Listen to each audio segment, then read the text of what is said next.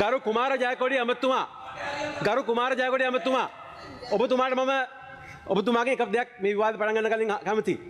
ඒ තමයි ඔබතුමා බලශක්තිය ඇමති ධූරයට පත් වෙනකොට ඔබතුමා කලින් කරපු රස්සාවෙන් ඔබතුමාව අස් කරලා තිබුණා ටෙන්ඩරයක් දූෂණයක් සිද්ධ කරා කියලා. ඔබතුමාට රස්සාව නැති වුණා. ඔබතුමා නඩු දැම්මා. ඒ නඩුවෙන් ඔබතුමා වැරදිකරු වුණා. අල්ලසා දූෂණ විමර්ශන කොමිසමට පැමිණිල්ලක් තිබුණා. අනුර කුමාර දිසානායක ජනාධිපතිතුමා මේ ඔක්කොම දැනගෙන තමන්ගේ කල්යාණ මිත්‍රයා කාලයක් තිස්සේ තමන්ගේ කාඩරේ එකට වැඩ කරපු මිත්‍රයා විශ්වාසය තියලා චෝදනා තිබිච්ච අල්ලස් කොමිසමේ පරීක්ෂණයක් තිබිච්ච ඒ වෙනකොට වරදකරු වෙච්ච ඒ වෙනකොට මේ පොහොර සමාගමේ ටෙන්ඩරේ හොරකම් කරලා වරදකරු වෙලා රස්සාව නැති වෙච්ච මිනිස්සයා මේ රටේ ආර්ථිකයේ 3න් 1ක වගකීම තියෙන බලශක්තිය ඇමතිකමට පත් කළා. ඔන්න ඔගේ ප්‍රශ්නේ. මේ වගේ බරපතල උත්තර දෙන්න ඔබතුමා කතාව තියෙනවනේ. ඔබතුමා කතාව උත්තර දෙන්න. හරි? එතකොට කියන්නේ නා. කියන්නේ නා. මට වෙලාව ඕනේ. Honorable Minister. කතානායකතුමනි බොරු සමාජගත කරන්න පිකාසෝල තමයි විපක්ෂයේ ඉන්නේ. පුළුවන් නම් ඔප්පු කරන්න මම සේවය හැරගිහිල්ලා තියෙන්නේ ආයතනේ. ගිහිල්ලා ඔප්පු කරන්න පුළුවන් නම් එහෙම නෙමෙයි කියලා. හරිද? සේවය හැරගිහිල්ලා තියෙන්නේ මම ඒක අතහැරලා ආවේ. හරිද? ඔය චෝදනා කරන්න පුළුවන් ඕනෙක් කෙනෙක් ඔප්පු කරලා පෙන්නන්න පුළුවන් නම්. Kumar Jayakodi, you have your 16 minutes here to follow up. Yes, Honorable Ajib Pepper, you may continue, please.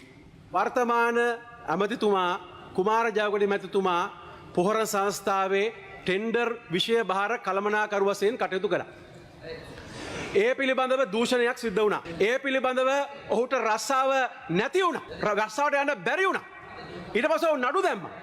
නඩු දැම්මහම ඔබතුමාව ඒ නිරපපු ඔබතුමා කරපු වරද හරි. ඔබතුමාගේ වරදක් ඔබතුමා වරදක් කළා කියලා සනාත වෙලා ඔබතුමා නඩුව පරාද වුණා. ඊට පස්සේ ඒ පිළිබඳව අල්ලස්සා දූෂණ විමර්ශන කොමිසමට පැමිණිල්ලක් කළා. අදටත් ඒ පැමිණිල්ල තියෙනවා. අදටත් අල්ලස්සා දූෂණ විමර්ශන කොමිසමේ පැමිණිල්ල තියෙනවා. ඒක නෑ කියනවද? අල්ලස්සා දූෂණ විමර්ශන කොමිසමේ ඔබතුමා පරීක්ෂණයට ලක් වෙලා ඉන්නේ. ඔබතුමාට අධිචෝදනා ගොනු කරන්න තීරණය කරාම දේශපාලන බලපෑම් කරලා මේ ඇමතිට විරුද්ධව තියෙන ඒ නඩුව නතර කරන් තියෙනවා. මේක මම කියන දෙයක් නෙමෙයි. මේක කවුරුත් දන්න දෙයක්. මේ සභාවේ මීට කලින් කතා කළා. ඒ නිසා එවැනි දූෂණයක් හා සම්බන්ධ දූෂණයක් කරපු දූෂණයක් පිළිබඳ බරපතල අපරාධමය විමර්ශනයකට ලක් වෙලා තියෙන කෙනෙක් මේ වගේ බරපතල රටේ ආර්ථිකය පිළිබඳ වගකීමක් දරන ඇමතිකමකට පත් කරපු අනුර කුමාර දිසානායකත් මේ හොරකමට වග කියන්න ඕනේ. එනිසා කරුණාකරලා කෙලින් පිරිමි එකකට උත්තර දෙන්න. හරි කෙලින් උත්තර දෙන්න. වට ගිහින් වැඩක් නැහැ. රස්සාවට යන්න බැරි උනේ හොරකම් කරලා අහුවෙච්ච නිසා. හරිද? එහෙනම් කියන්න දෙයක් නැහැ මොකද කියන්නේ?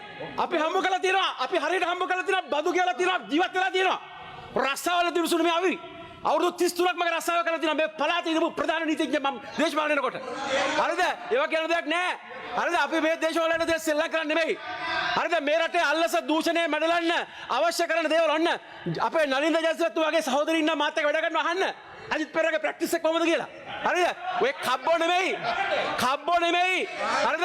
රැල්ලට ආව මිනිස්සු නෙමෙයි. රැල්ලට විරුද්ධව පාර්ලිමේන්තුවට ආවේ. එතුමයි මයි දෙන්නම. හරිද? ඒ නිසා මේ ඔය ප්‍රශ්න වලට උත්තර දෙන්න.